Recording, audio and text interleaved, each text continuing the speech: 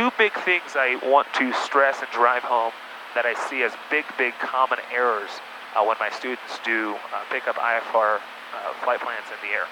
The biggest thing is when you are in the air, you're probably already most likely on your own flight plan, whether it's direct destination or your made up for-flight little route. So your plane is most likely tracking a course, meaning you're most likely in nav mode already.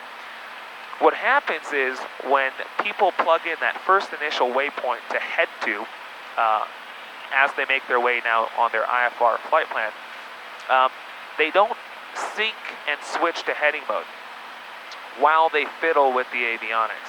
And what happens more often than not is people do that, and then they plug in the wrong waypoint. Maybe they get a letter wrong, or they think the name Joshua jet speed 221, 12,000. Or they think the name of the waypoint is something else.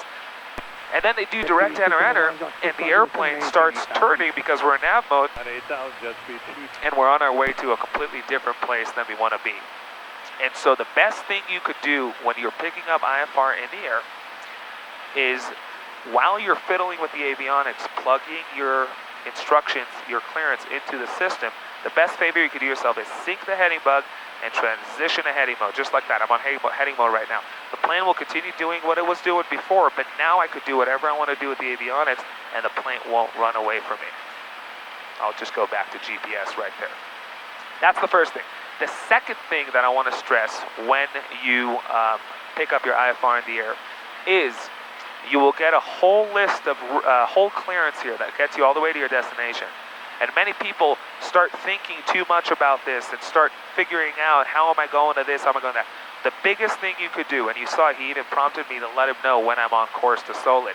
The biggest thing you could do when it comes to these things is, the first priority of yours should be, get moving in the direction of your first waypoint.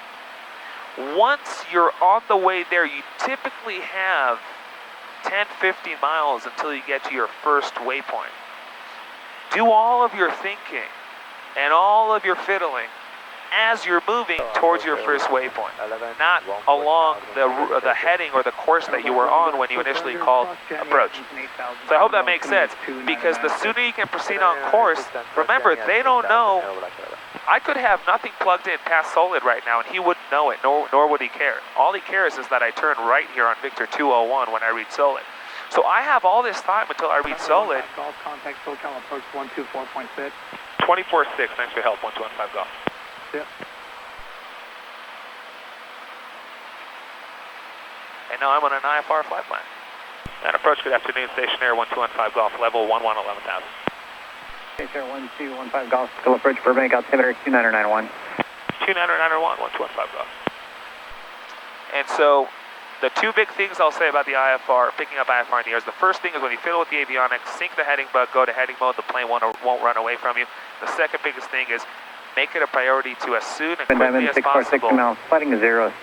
get moving and tracking in the direction of your first waypoint. On the way there, load up the rest, think about things, and so on and so forth.